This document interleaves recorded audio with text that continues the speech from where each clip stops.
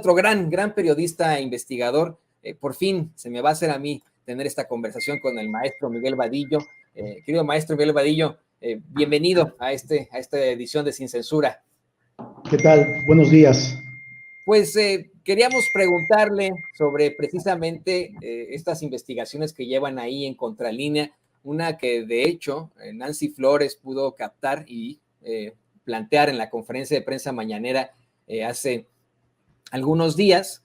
Ella le hablaba al presidente López Obrador de estos 38 millones que presuntamente habría recibido la mamá de Enrique Peña Nieto de un procesado, de Eustaquio de Nicolás. ¿Nos puede ampliar un poco más sobre esto, maestro? Sí, pudimos obtener ese dato, lo investigamos y cruzamos la información con el expresidente a través de una tercera persona que tiene contacto con él y le planteó la posibilidad de darnos una explicación, una entrevista para que hablara, que nos dijera si era verdad que Eustaquio de Nicolás, un empresario, amigo y compañero de la Universidad Panamericana, esta Universidad del Opus Dei, compañero de la Universidad de Enrique Peña Nieto, y amigo y socio en algunos negocios. Muy favorecido este empresario en el sexenio de Peña Nieto, pero también en los sexenios de Fox y de Calderón. Es un desarrollador inmobiliario, es un constructor de casas de interés social y de otro tipo, construía cualquier cantidad de casas, ahora se encuentra en prisión domiciliaria, porque un juez consideró que pues, podía irse a su casa y en su casa pues, montarle vigilancia que no saliera, porque está acusado de varios delitos, entre ellos fraude a un crédito que habría solicitado a la banca de desarrollo, que no pagó o que obtuvo con documentos falsos. También está acusado hasta de lavado de dinero. Entonces, este personaje, este empresario, obtuvimos el dato de que había hecho una transferencia de 38 millones a la mamá de Peña Nieto. La respuesta del expresidente fue que efectivamente esa transferencia existía, pero él dice que se trata de la venta de unos terrenos en el Estado de México, concretamente en Atlacomulco, de donde son oriundos. Le habrían vendido unas propiedades, unos terrenos a Eustaquio de Nicolás para construir vivienda. Esto habría sido hace unos 15 años, que Eustaquio de Nicolás los utilizó para construcción de vivienda y que nunca le pagó. Entonces, dice Peña Nieto que cuando él asumió la presidencia de la República, pues le habló y le dijo, oye, pues no has pagado estos terrenos, ya con el poder en la mano, y comenta el expresidente que entonces Eustaquio de Nicolás devolvió el dinero, es decir, si esto fuera cierto, estaríamos hablando de que tendría unos 9 años aproximadamente, cuando Eustaquio de Nicolás hace estas transferencias de dinero a la mamá del expresidente, exactamente en el momento que era presidente de la República. Él dice, Peña Nieto, que tiene todas las evidencias, que tiene pruebas documentales y que se podría en contacto de manera directa con nosotros para darnos esas evidencias. Hasta hoy, y esto ya tiene 3 meses la investigación, que la venimos armando, no hay una respuesta del expresidente, de tal manera que para nosotros sigue siendo no válido esta información o esta opinión que nos mandó vía una tercera persona, Enrique Peña Nieto, hasta que no presente las evidencias. Para nosotros sigue siendo una posible entrega de dinero a la mamá de Peña Nieto como una forma de pago a los favores que se le dieron en su sexenio en materia de construcción, en materia de contratos con el gobierno, a Eustaquio de Nicolás. Y que bueno, hemos visto y está en proceso penal, pues es un delincuente que enfrenta no solamente cargos en México, también en Estados Unidos, precisamente por fraudes y por posible delito de lavado de dinero también. Esa es más o menos la historia brevemente de este caso que, bueno, sigue pendiente. Nosotros seguimos solicitando la explicación si es que hay evidencias suficientes de este caso, y por eso es que se llevó también a la conferencia matutina, porque hasta ahora no hay prueba alguna del dicho de Peña Nieto. ¿Y qué es la estratagema que comúnmente utilizan desafortunadamente muchos políticos corruptos para poder hacerse pues de transferencias, utilizar a sus familiares, maestro Miguel Vadillo, querido público consentidor? Esto ocurre también, por ejemplo, supuestamente, presuntamente, en el caso de Emilio Lozoya Austin. Por supuesto que tenemos que poner el dedo en el renglón, ¿no? Pero maestro, le voy a pedir al equipo que nos grabe para también pedirle que nos amplíe un poco sobre esta otra investigación muy, muy fuerte que viene mucho a colación del juicio a Genaro García Luna. Han estado muy callados los calderonistas en estos momentos. El mismo Felipe Calderón casi no tuitea ahora que se está realizando este juicio a Genaro García Luna en la Corte del Distrito Este allá en Nueva York. Y hay que mencionar que alrededor de todo esto estaba también la parte de la corrupción, no solamente el apoyar a los cárteles del crimen organizado, sino pues ese enriquecimiento ilícito que presuntamente ocurre en el sexenio de Felipe Calderón. Desde ayer se planteaba cómo es que hasta 3 millones de dólares pudo haber recibido mensualmente Genaro García Luna, y esto llama mucho la atención con algo que usted publica ahí en Contralínea, estos casi 6,000 millones de pesos que Felipe Calderón habría jineteado durante la extinción de la muy injusta extinción de Luz y Fuerza del Centro. ¿Qué nos puede decir sobre esto, maestro? Sí, este es un trabajo, una investigación que hizo Nancy Flores en Contralínea, utilizando estos mecanismos de solicitud de información a la Secretaría de Hacienda. Porque, ¿qué es lo que se hacía en gobiernos pasados? El Congreso autorizaba el presupuesto público que debería destinarse a cada entidad, a cada Secretaría de Estado, a cada Dirección General paraestatales, para pues las obras, la compra de bienes y servicios, el gasto que tenía cada dependencia. Este presupuesto no se respetaba. Se calcula que alrededor del 70% de todo el presupuesto federal era desviado a otras causas y motivos. No digo que se robaran ese 70%, que tampoco lo dudaría. Sin embargo, se desviaba para lo que quisieran los secretarios de Estado y, por supuesto, el presidente de la República. Y este es el caso de la investigación de Nancy Flores, que también me parece extraordinaria, en donde ella está descubriendo varias dependencias de gobierno que solicitaron recursos a la Secretaría de Hacienda o autorizaciones para desviar parte de su presupuesto a supuestos fideicomisos en donde era entregado o era supuestamente canalizado para diversos problemas sociales. Uno de ellos fue lo de la guardería ABC, que como sabemos, esta terrible tragedia en la que estuvo involucrada la familia de Felipe Calderón, Margarita Zavala y sus primas, porque eran los beneficiarios para obtener guarderías y a través de las guarderías obtenían parte del presupuesto, guarderías públicas en diversas partes del país o en todo el país, y obtenían presupuesto público que era utilizado para beneficio personal. Es decir, el gobierno financiaba estas guarderías, guarderías privadas que tenían parte de la familia de Margarita Zavala y otras personas, amigos de la casa presidencial. Entonces, este dinero había sido desviado. Lo mismo pasa con la Compañía de Luz y Fuerza del Centro. Cuando se da en el gobierno de Felipe Calderón este golpe brutal de ocupar la Compañía de Luz y Fuerza y pasarla a la Comisión Federal de Electricidad, era con el propósito de dar un golpe de muerte al sindicato de trabajadores electricistas. Esto con el propósito, pues porque era un sindicato de 44,000 trabajadores muy activo. Y este golpe pues era prácticamente para que dejaran de estar molestando, de estar exigiendo sus causas justas al gobierno federal de Felipe Calderón. Al hacer esto, él pide al desaparecer o al cancelar la Compañía de Luz y Fuerza del Centro y en consecuencia desaparecer al sindicato, que por supuesto no ha desaparecido todavía, sigue vigente.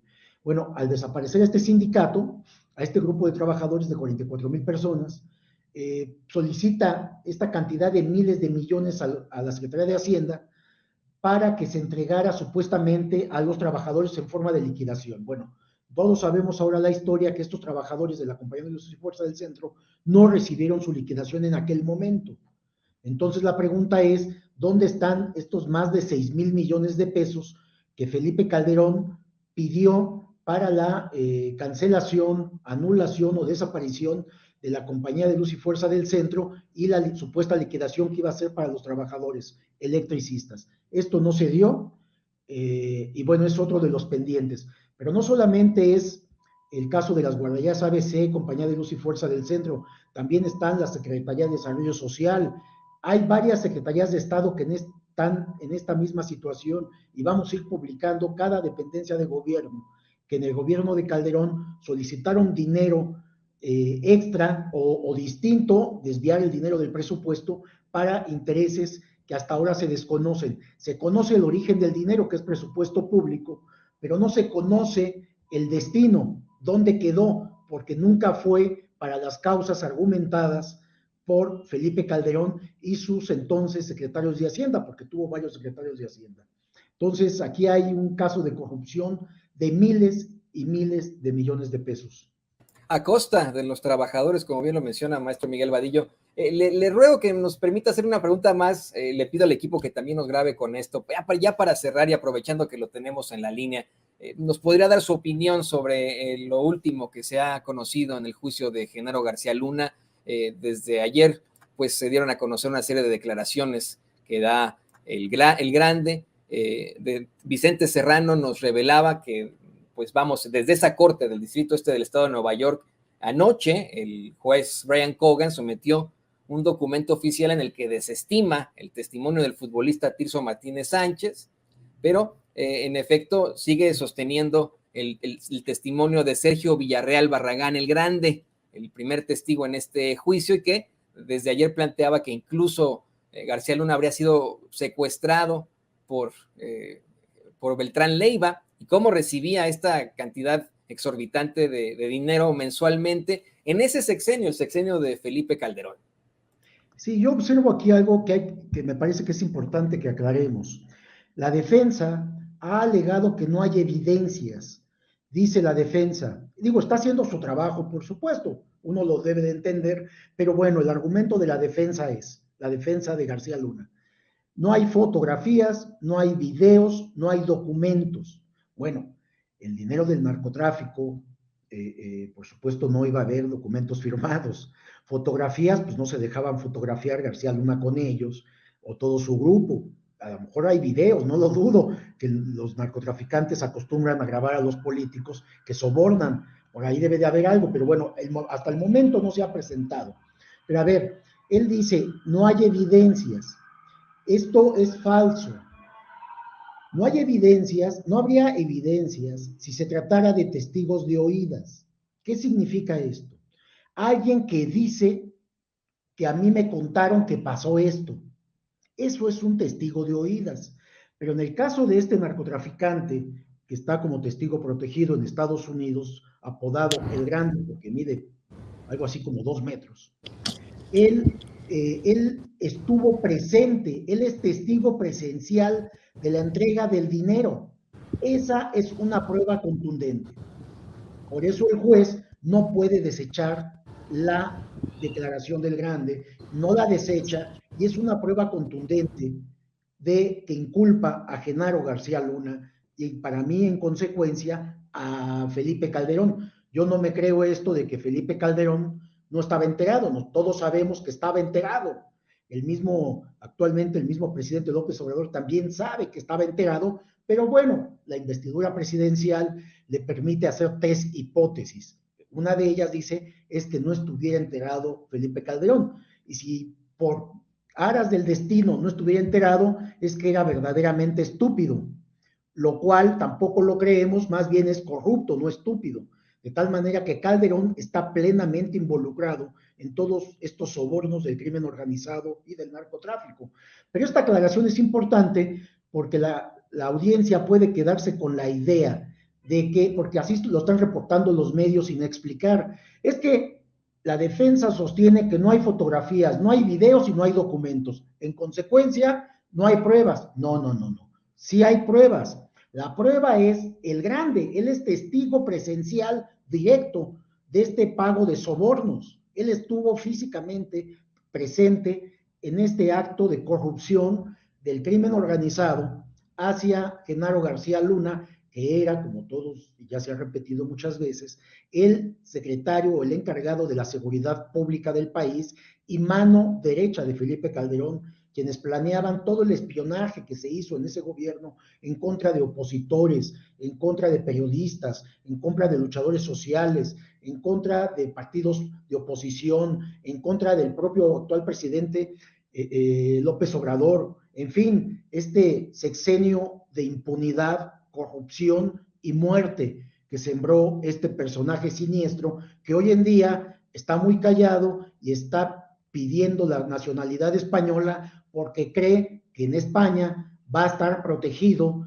por las diferencias que han habido del gobierno mexicano con España en torno a estas empresas usureras, defraudadoras y que han abusado de sus contratos o que abusaban de sus contratos en el país cuando estaba precisamente Vicente Fox y Felipe Calderón, que tienen una creencia de que todavía son conquistados por los españoles.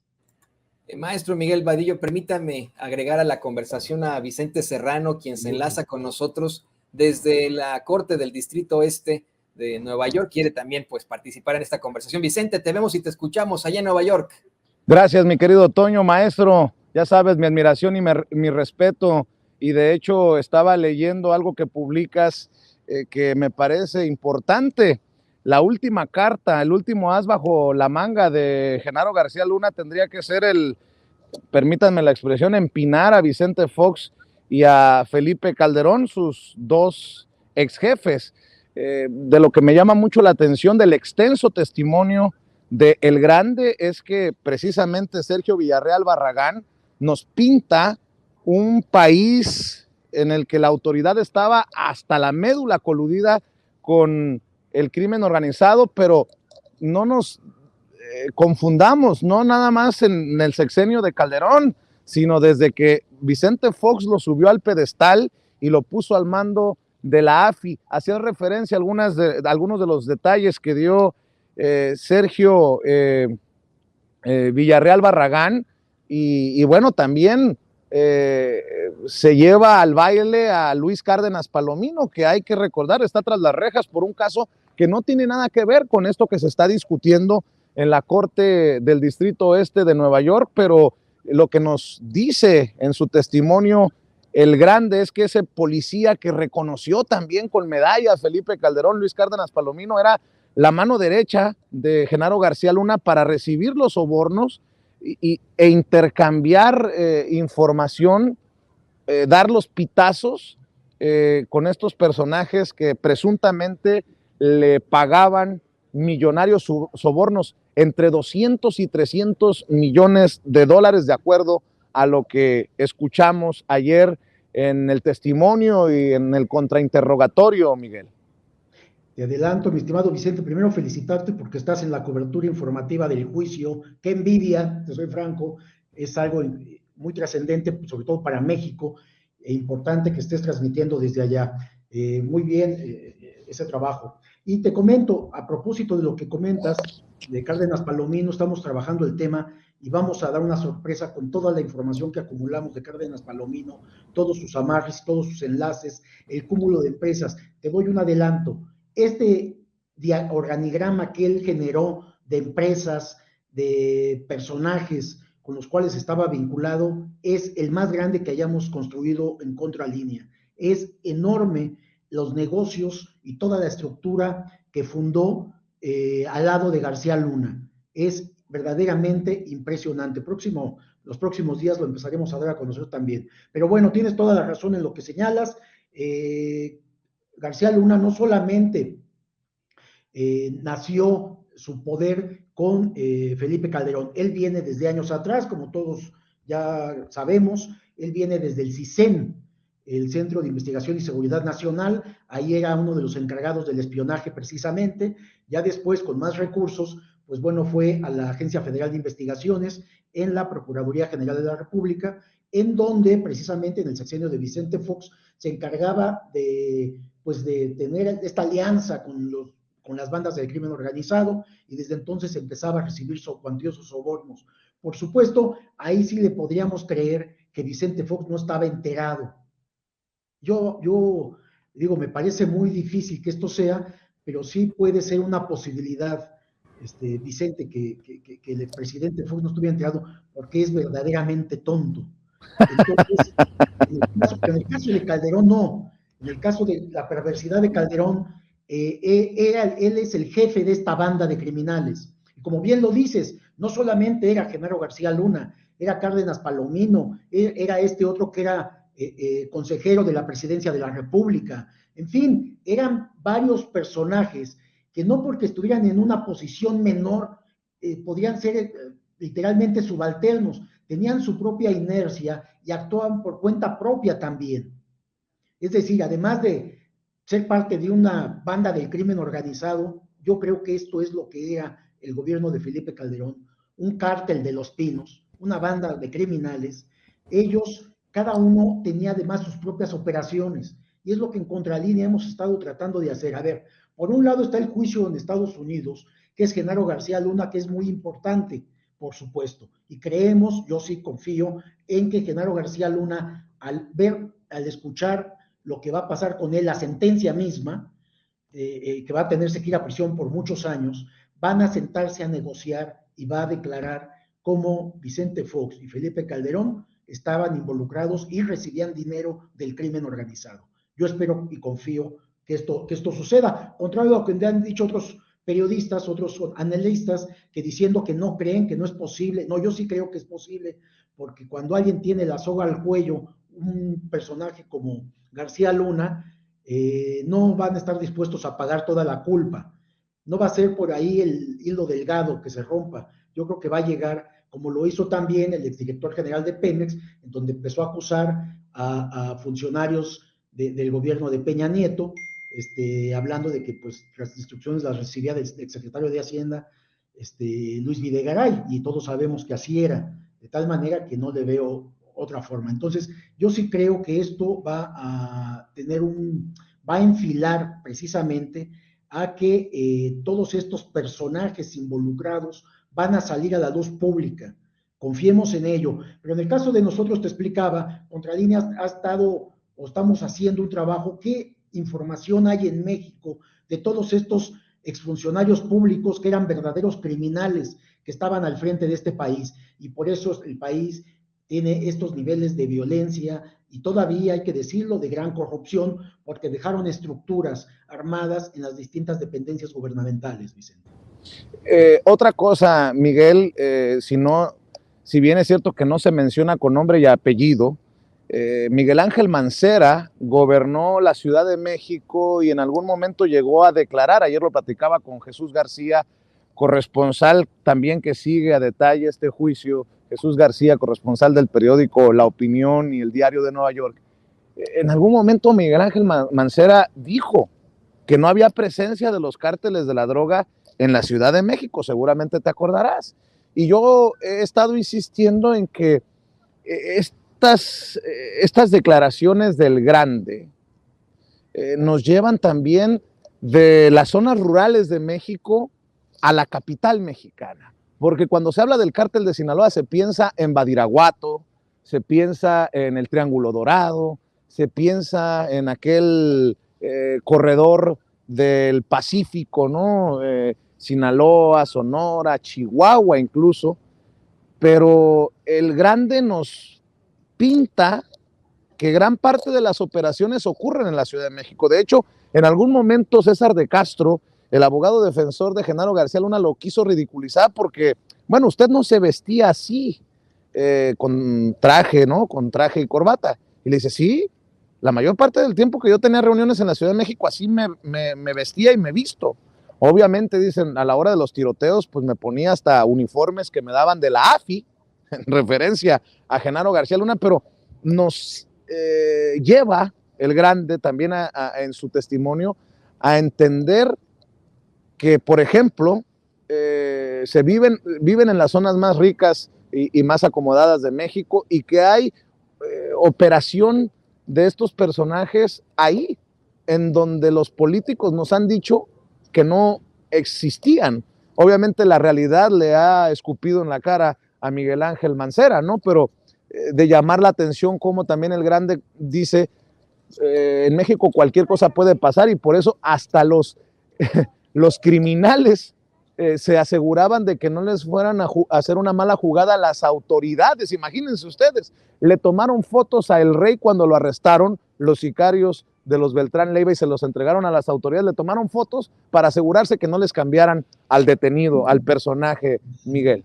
Sí, bien dices, y bien lo dijo, acá en México todo podía pasar con estos gobiernos corruptos. Pero bueno, de esto que mencionas de Mancera, fíjate que Mancera, Miguel Ángel Mancera, quien fue jefe de gobierno por el PRD y ahora senador de la República, aparece en este organigrama que nosotros tenemos de Genaro García Luna, Vicente.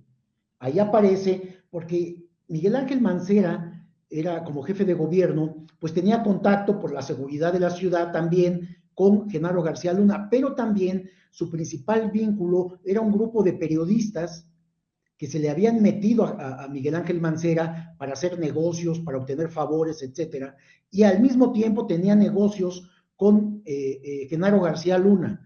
Entonces, Miguel Ángel Mancera, en este organigrama, donde se sigue las cuentas bancarias y el dinero mal habido, aparecen empresas factureras y aparecen periodistas y aparece Miguel Ángel Mancera vinculado a todo este grupo, que era el grupo finalmente que controlaba Genaro García Luna. Entonces hay un vínculo de Mancera, del senador de la República, Miguel Ángel Mancera, con Genaro García Luna. Había una estrecha relación. Y con respecto a lo que dices de los cárteles en la Ciudad de México, bueno, cualquier analista del tema del narcotráfico te explica que por ser la Ciudad de México una gran ciudad con 20 millones de habitantes, pues es obvio que aquí hay más posibilidades de esconderse. Entonces vemos que todos los cárteles de la droga tenían sede o algunos hasta base aquí en la Ciudad de México. Por supuesto en las zonas residenciales de Las Lomas o de San Ángel u otras zonas más retiradas, pero dentro de la ciudad.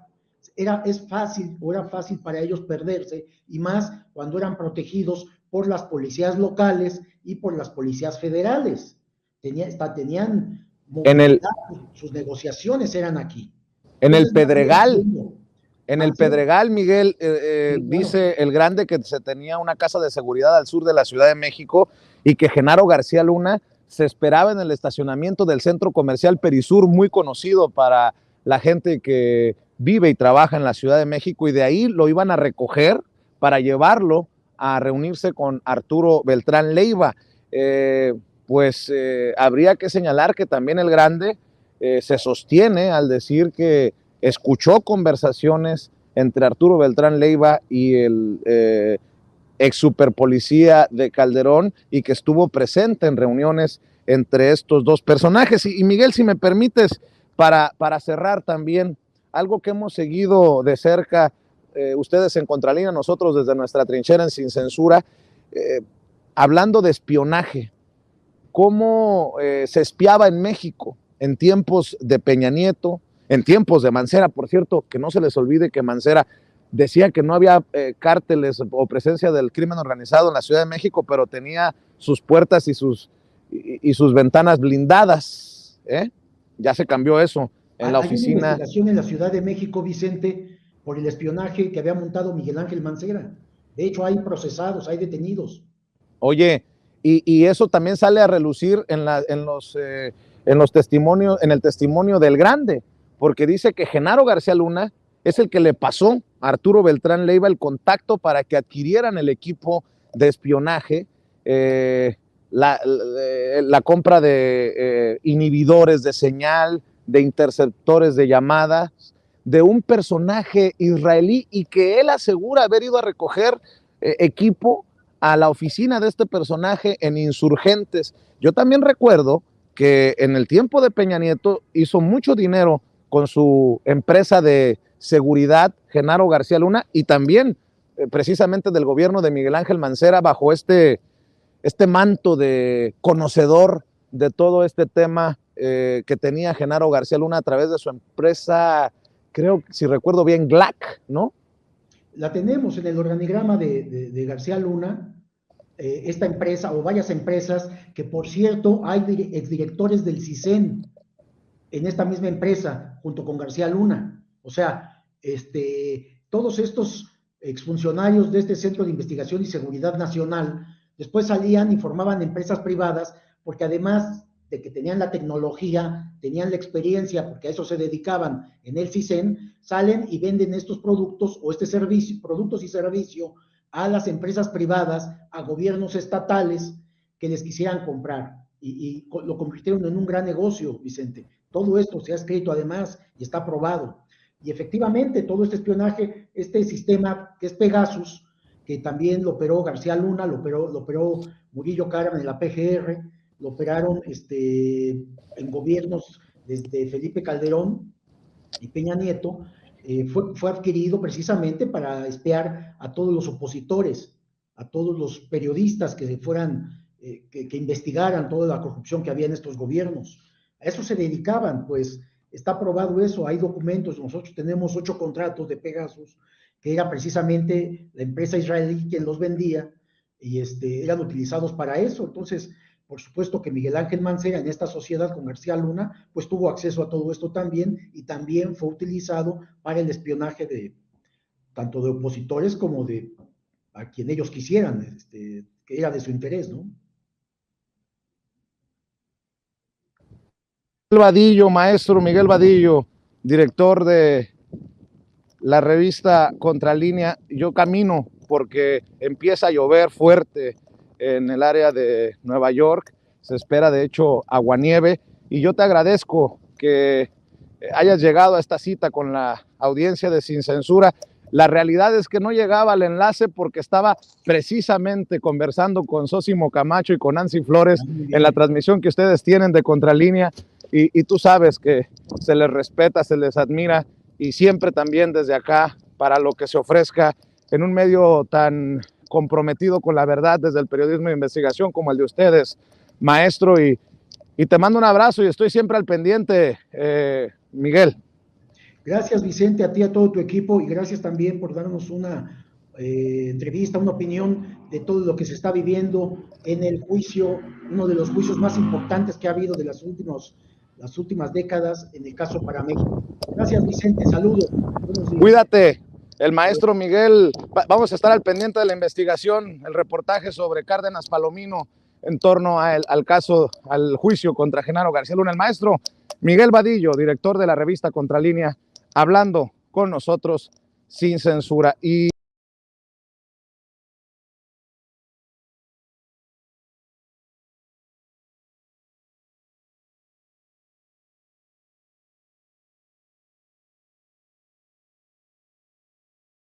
grábenos, don David.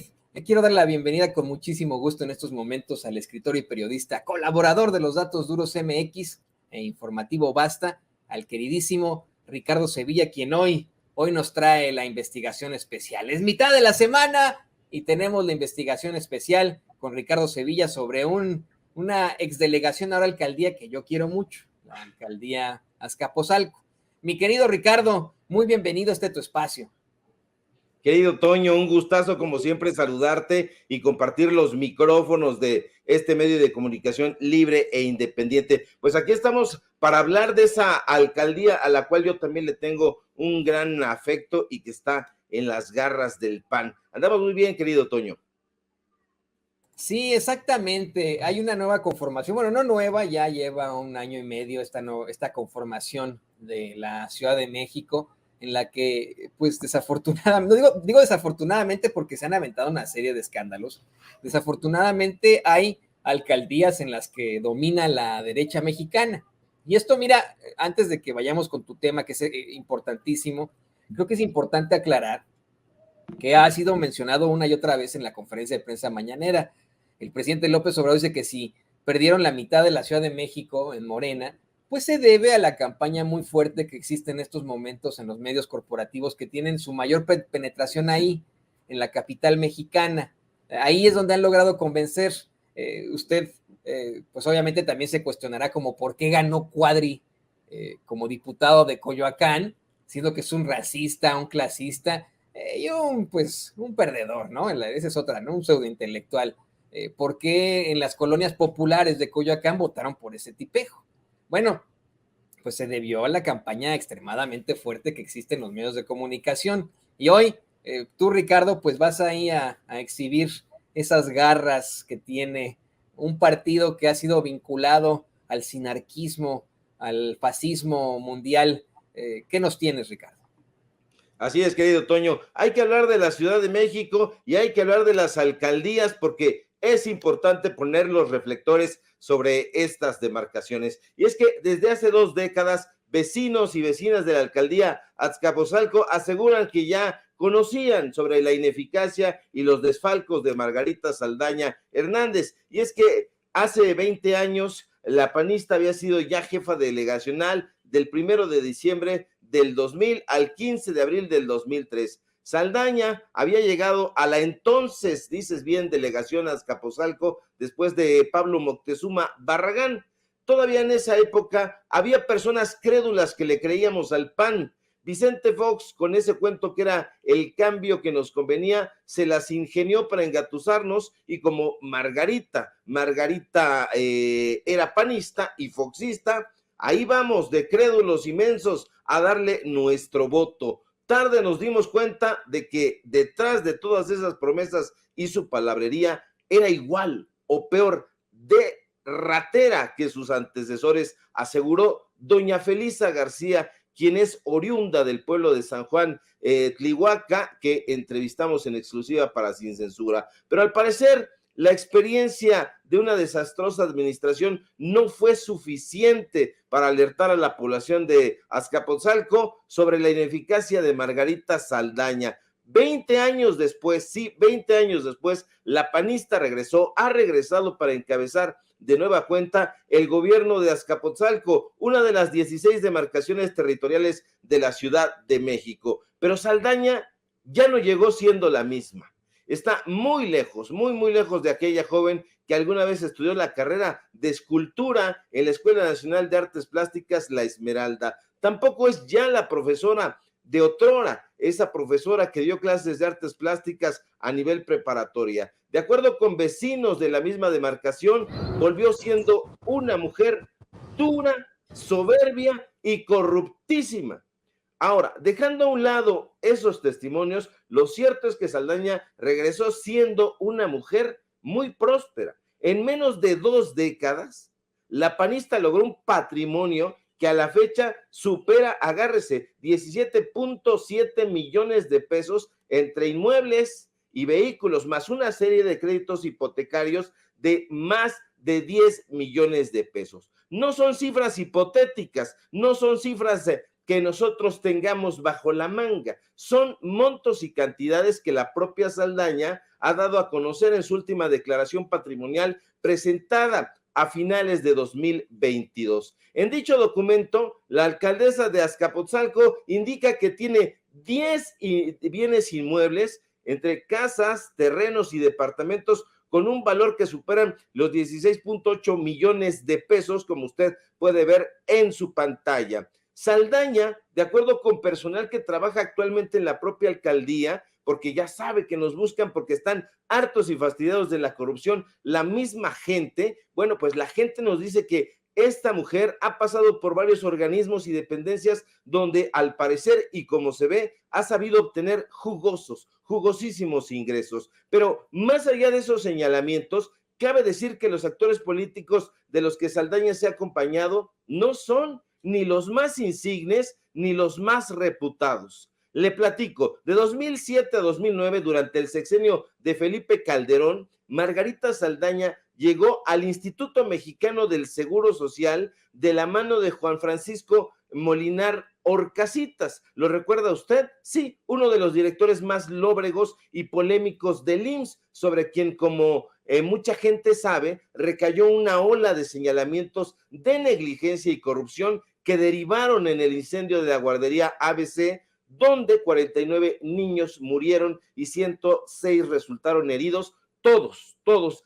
de entre 5 meses y 5 años de edad. Justo en ese momento, Margarita Saldaña era la titular delegacional del IMSS, de la Delegación Sur concretamente, y cuando el 5 de junio de 2009 nos dijeron propios trabajadores del Instituto Mexicano del Seguro Social, la Oficina de Comunicación Social Delegacional le informó a Saldaña sobre la dolorosa tragedia ocurrida en la guardería ABC, un plantel que no hay que olvidarlo, estaba subrogado por el IMSS, Saldaña guardó un silencio ominoso y poco después decidió salir por la puerta trasera del instituto. Ese mismo año y hasta 2011, mientras las aguas volvían a su cauce, Saldaña corrió a refugiarse al Fideicomiso para el Ahorro de la Energía Eléctrica, mejor conocido por sus siglas FIDE, una organización privada que por cierto fue creada en el sexenio de Carlos Salinas de Gortari y cuyos fideicomitentes son, entre otros, la Cámara Nacional de Manufacturas Eléctricas, la CONCAMIN y la Canacintra. Ahí Saldaña fue subdirectora de coordinación regional y de acuerdo con una fuente que trabajó con ella en esa época, no realizó ahí sino una labor gris y mediocre tolerada por su amiga, la también panista de Campeche, Yolanda Valladares, que era en ese momento la directora de este fideicomiso. No obstante, durante todo ese tiempo, una obsesión se había atornillado en la cabeza de Saldaña. Quería regresar como máxima autoridad en Azcapotzalco. Así que en 2009 fue candidata por el PAN a jefa delegacional y en 2011 fue precandidata por ese mismo partido a jefa delegacional en aquella demarcación. Lamentablemente para ella, ambas tentativas fracasaron estrepitosamente. Finalmente, tras 2 intentos fallidos, el 6 de junio de 2021, usted lo recordará, Margarita Saldaña, envolviéndose en la bandera de la coalición Va por México, PAN, PRI, PRD, logró imponerse en las elecciones de hace 2 años allá en esa demarcación. Pero a juzgar por sus acciones, la alcaldesa, quien de acuerdo con la Plataforma Nacional de Transparencia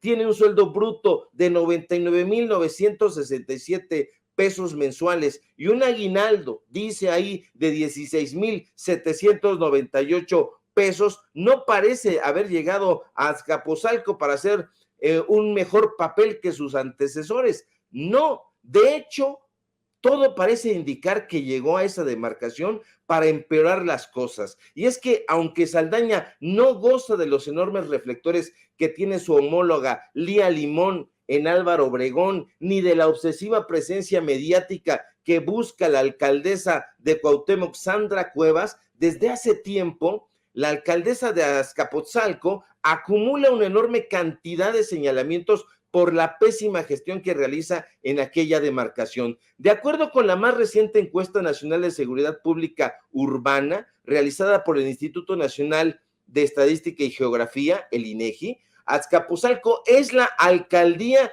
con la mayor percepción de inseguridad en la Ciudad de México. De hecho, apenas el año pasado, el 82.9% de sus habitantes manifestaron sentirse inseguros desde marzo de 2022. Y todo indica que no es un temor infundado. Y es que el 51% de la población mayor de 18 años en Azcapotzalco afirma haber atestiguado robos o asaltos en los alrededores de su vivienda, como lo está usted viendo en su pantalla. Pero no son solo los asaltos, ni la percepción de inseguridad, ni el temor a llevar cosas de valor, ni el miedo a permitir que menores salgan de su vivienda, ni los conflictos o enfrentamientos con los vecinos, que por cierto, en Azcapotzalco han crecido hasta abarcar, agárrese, el 79.9% de los habitantes.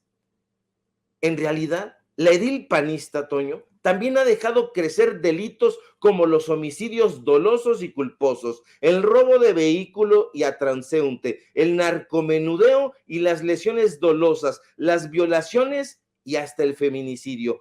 Todo ello de acuerdo con datos del Observatorio Nacional Ciudadano.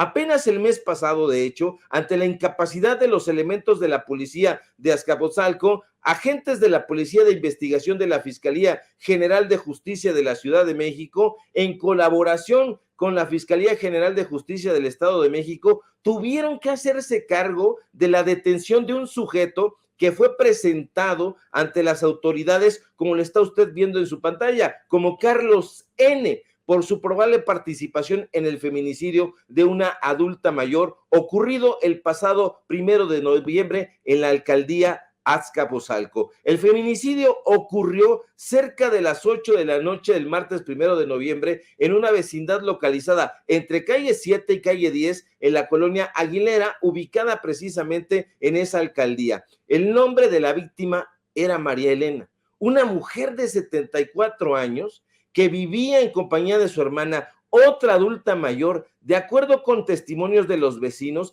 este sujeto que está usted viendo, bueno, no le ve los ojitos porque ya ve cómo son los derechos inhumanos. Carlos N. había entrado a su casa y una vez en el domicilio la golpeó en la cabeza con un bate de béisbol hasta causarle la muerte. La policía adscrita al sector de Azcapotzalco se quedó con un palmo de narices cuando al llegar al lugar, el asesino, a quien tuvieron enfrente, echó a correr sin que pudieran alcanzarlo. Otras autoridades tuvieron que hacer la tarea que le competía a Saldaña. Pero no es solo eso, no es únicamente la falta de seguridad la que ha infectado la alcaldía de Azcapotzalco. El desdén de Saldaña hacia la gente de esa demarcación se extiende también hacia otras esferas. Hace un par de días, por ejemplo, comerciantes y trabajadores no asalariados denunciaron que la administración de Saldaña impulsa una campaña de hostigamiento en su contra al no permitirles vender sus productos. Y si se les ocurre hacerlo, nos dicen, la alcaldesa ordena levantar sus puestos y quitarles la mercancía mediante operativos que usted bien conoce, porque invariablemente terminan maltratados, ofendidos, injuriados, robados y en ocasiones hasta golpeados. Tanto ha crecido este acoso hacia el ambulantaje de la demarcación que María Olarte, quien está usted viendo en su pantalla y quien se presentó como una de las muchas afectadas ante nuestras grabadoras por esta persecución, nos aseveró que ya interpuso una denuncia ante la Fiscalía de Investigación para delitos cometidos por servidores públicos por abuso de autoridad y robo. Y es que desde julio pasado, Toño, de acuerdo con la misma María Olarte, que está usted viendo, insisto, en su pantalla, la alcaldesa emitió un acuerdo donde impuso reglas para someter las actividades comerciales y servicios en la vía y espacios públicos, impidiéndoles trabajar y contar con un ingreso para la manutención de sus familias. Ahora, luego de enfrentar varias manifestaciones, el pasado mes de octubre, Saldaña ordenó instalar una supuesta mesa de atención, que es que para platicar con ellos, donde la gente le pidió a la alcaldesa que los ayudara a regularizar, por favor, las organizaciones de comerciantes populares, lo cual hasta hoy, hasta este momento en que usted está escuchando este reportaje, no ha ocurrido, no ha sucedido. Sin embargo, lo que sí ha pasado, claro, es que ha favorecido a los grupos afines a ella. Ahora, tampoco las mujeres parecen ser prioridad para el gobierno de Margarita Saldaña. Y es que, de acuerdo con testimonios de personal que trabaja en la Dirección de Finanzas de la propia alcaldía, la funcionaria panista decidió reducir más del 90% de recursos que servían como apoyo a las madres de familia. Y en efecto, al revisar el presupuesto ejercido en apoyos a madres de familia de 2017 a 2022, nos damos cuenta de que es cierto, que en efecto la administración de Margarita Saldaña redujo no poquito, sino delirantemente el presupuesto para apoyar a las mujeres en Azcapotzalco, mientras su antecesor Vidal Llerenas Morales destinó 22,870,436 pesos.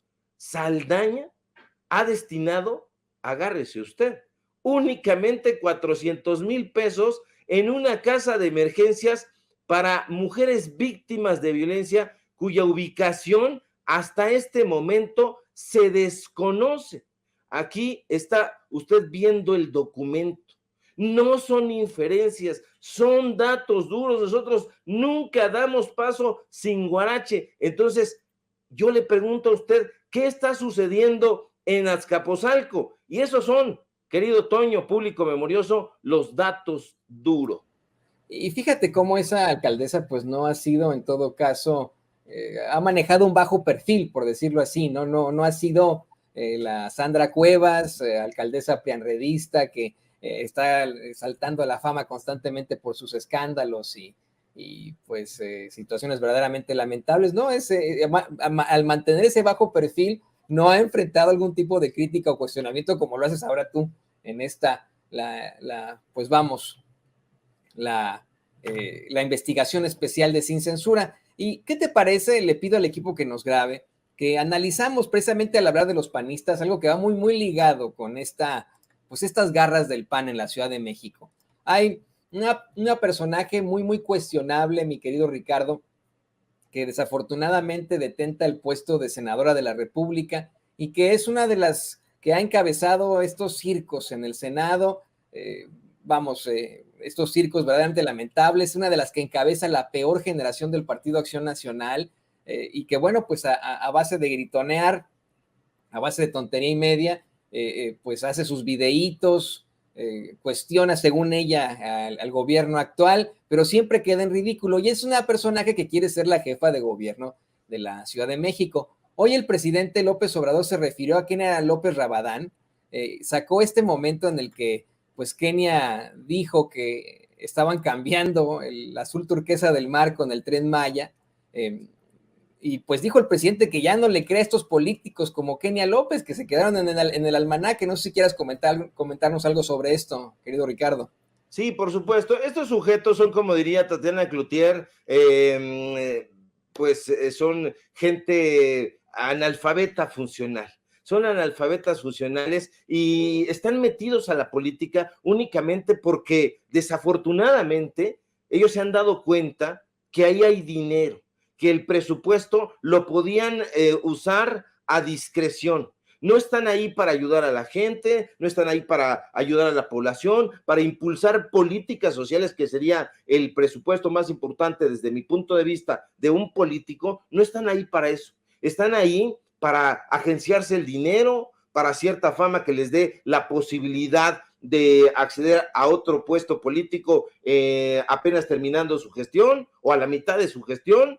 Están ahí para hacer ese circo. Entonces, yo tampoco le creo y no le he creído desde hace muchísimo tiempo a esta oposición, y parte de este esfuerzo que nosotros estamos haciendo de hacer los reportajes, de poner la lupa sobre estos actores políticos, es que la gente se dé cuenta de que estos personajes lo único que hacen es un show mediático que, como tú bien dices, en el caso de esta alcaldesa que tiene una cola, pero larga y retorcida, que ha sido, yo diría, incluso un poco más lista. ¿Por qué? Porque está manejando este bajo perfil. Pero en el caso de Sandra Cuevas, está buscando otra cosa. Lía Limón, por supuesto que también. No me parece que estén trabajando de ninguna manera para favorecer a la gente, pues para la que se supondría que deberían estar trabajando. No están haciendo eso. Entonces, es muy importante que la gente detecte esto, y me parece, Toño, que ya lo ha hecho, que ya la gente no está como antes, con la única posibilidad de ver la televisión, estos medios de comunicación corporativos que le dan un día sí y otro también atole con el dedo a la gente, y antes se creía que esas eran las noticias. No, ya la gente sabe perfectamente y lo detecta, que Ciro Gómez Leiva algo tiene que temer desde el momento en que está haciendo una defensa de Genaro García Luna. Algo tiene que temer Carlos Marín cuando está haciendo la misma defensa. Algo tiene que esconder Ricardo Rafael de la Madrid cuando está defendiendo los intereses de la Secretaría de Cultura, que tiene enquistado ahí a su hermano, etcétera. Es decir, la gente ya está pensando, y me parece que una gran motivación es justamente la conferencia mañanera donde el presidente López Obrador se ha encargado de exhibir a estos personajes. Antes se creía que Enrique Krause, o bueno, algunos creían que era historiador. Hoy se sabe perfectamente que no es más que un golpista, un creador de fake news que se ha beneficiado de contratos leoninos, de contratos jugosos y que había tenido sometido al establishment cultural durante sexenios. Entonces, me parece que la gente ya está muy alerta y que no es fácil engañarla, Toño. Sí, exactamente, eso es lo importante. Cada vez que surge el tema precisamente de Kenia López Rabadán, tendrá algún tipo de seguidor que también vea este programa, estos canales de Carlos Alarraqui, pero de ahí en fuera, pues hay un rechazo absoluto del pueblo de México. Y querido Ricardo, yo te quiero agradecer que te hayas conectado con nosotros y que nos des claridad en esta investigación tan fuerte, tan interesante sobre las garras del Partido Acción Nacional en Azcapotzalco, para que la gente se dé cuenta. Yo aquí en Sin Censura no le vamos a decir a usted por quién votar o no, eso sería antiético, pero en definitiva, pues usted sepa lo que está pasando en estos momentos en las alcaldías dominadas por la ultraderecha en la Ciudad de México, cómo están saliendo todos estos casos de corrupción. Ahí está también de lo que han acusado a Mauricio Tabe, por supuesto a Sandra Cuevas, por supuesto que a Lía Limón. Entonces, para que usted se dé cuenta de este tipo de situaciones y sean gracias a estas investigaciones como las tuyas, querido Ricardo, por favor, compártenos tus redes sociales. Claro que sí, Toño, un gusto y un placer compartir en los micrófonos contigo como siempre, y síganme por favor porque necesitamos ese empuje en mis redes sociales, en Twitter @SevillaCrítico, en Facebook Ricardo Sevilla así nada más. Síganos en Paralelo 24, donde justo un poco más tarde estaremos publicando esta investigación escrito para que la gente no se pierda los detalles. Síganme por favor en Los Datos Duros, Ricardo Sevilla, Los Datos Duros. Hoy tenemos informativo, ayer no tuvimos justamente porque nos tuvimos que lanzar con gente de Azcapotzalco que no se animaba a dar su testimonio. Al final unos sí, otros no, pero ese es el trabajo que hace cualquier periodista. Síganme por favor también en el diario Basta, donde soy columnista, y por supuesto aquí en La Familia Sin Censura, de donde soy orgullosamente miembro, le pese a quien le pese, como dijera mi querido amigo Vicente Serrano. Un fuerte abrazo, querido Toño, público memorioso. Si todo marcha bien, ojalá que sí, nos encontramos por aquí el día de mañana. Un fuerte abrazo también para ti, querido Ricardo Sevilla. Siempre fantástico poder escuchar estas investigaciones contigo. Ahí lo tiene usted, el escritor, periodista, gran investigador también, Ricardo Sevilla, aquí en Sin Censura. Y le pido que Amigos, amigas, regresamos en breve, pero mientras seguimos hablando sin pelos en la lengua, sin censura, usted puede suscribirse a nuestros 3 principales canales en YouTube. Sin Censura Media, en donde tenemos más de 1,600,000 suscriptores, Sin Censura TV, en donde tenemos más de 1 millón de suscriptores, y en Sin Censura Presenta, en donde queremos llegar muy pronto a los 100,000 suscriptores. Si usted ya está inscrito en Sin Censura Media, suscríbase en Sin Censura TV. Si ya está suscrito en Sin Censura TV y Sin Censura Media, suscríbase a Sin Censura Presenta. Recuerde que es gratis, no tiene que sacar un solo centavo de su bolsillo para apoyarnos. Dele clic en la campanita para que los señores y señoras de YouTube envíen las notificaciones cuando estemos transmitiendo en vivo y en directo o estemos subiendo videos. También nos puede seguir en Twitter en @Vicente Serrano y hasta en Instagram. Ojo, también estamos en Instagram. Son nuestras redes sociales y con el apoyo de ustedes seguimos creciendo, porque con ustedes todo, sin ustedes nada.